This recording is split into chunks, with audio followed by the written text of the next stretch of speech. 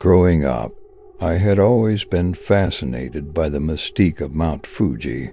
Its grandeur and the stories that surrounded it drew me in like a moth to a flame, so when the opportunity to camp near its slopes arose, I leaped at the chance. My friends and I set up camp at the base of the mountain, excited for a weekend of adventure and camaraderie. The air was crisp, and the night seemed full of promise. As the evening descended, we huddled around the campfire, sharing stories and laughter. The atmosphere was electric, and the mountain's peak loomed over us like a sentinel.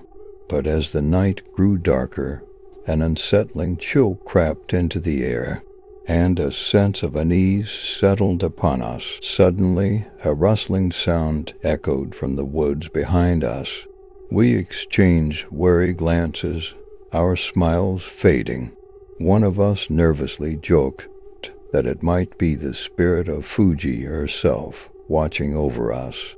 But deep down, we all felt a tremor of fear. We grabbed flashlights and scanned the woods, revealing nothing but shifting shadows.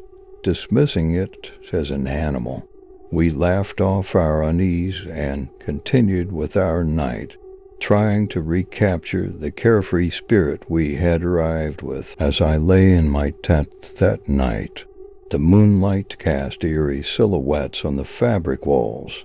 My thoughts began to wander to the stories I had heard, tales of lost souls, wandering spirits, and the mountain's ancient secrets. Then I heard it, the unmistakable sound of footsteps crunching on gravel just outside my tent. My heart raced, and I held my breath, straining to hear more. The footsteps seemed deliberate, purposeful, and the realization hit me like a tidal wave. No one else was awake. With trembling hands, I unzipped the tent and peered outside, only to find an empty campsite bathed in moonlight. My friends were fast asleep, undisturbed by the ominous presence that seemed to hover over me. But there, at the edge of the woods, I saw a figure standing in the shadows. It was partially obscured, yet its presence sent shivers down my spine. The figure seemed to beckon, and against my better judgment, I stepped out of the tent and began to approach it. Each step I took felt like an eternity. My heart pounding in my chest, the figure turned and disappeared into the woods, and a strange compulsion gripped me. I followed my instincts at war with my logic. The woods grew denser, the air more oppressive. My flashlight flickered, casting eerie shadows that danced on the trees. The rustling grew louder, echoing in the stillness. Fear gnawed at me, but I couldn't turn back. Suddenly, the figure led me to a hidden clearing, a shrine bathed in an ethereal, pale light. The moon seemed to linger above it, as if watching over the sacred ground. The air grew even colder, and a voice whispered in the wind, recounting ancient tales of lost souls seeking redemption. In the dim light, the figure's features became clearer. It was a woman dressed in ancient garments, her eyes filled with sorrow and longing, and in that moment I understood. She was a spirit and entity tied to the mountain's history, forever seeking release. Without uttering a single word, the spirit gestured toward the towering peak of Mount Fuji.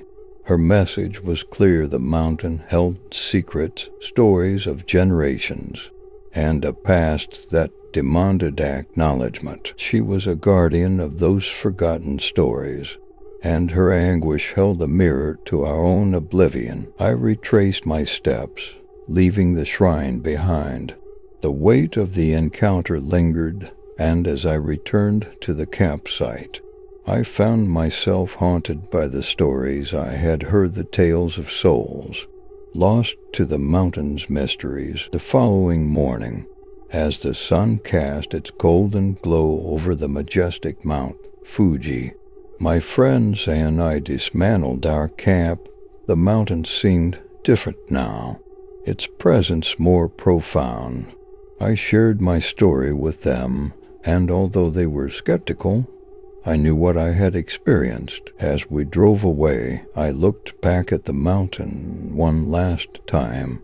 A sense of reverence overcame me, and I realized that beyond its beauty and grandeur, Mount Fuji held tales of lives intertwined with its very soul. Our encounter with the spirit had been a reminder that some stories are meant to be heard, even if they echo through the ages. That's all for today. If you enjoyed the story, please leave a like and consider subscribing for more creepy story.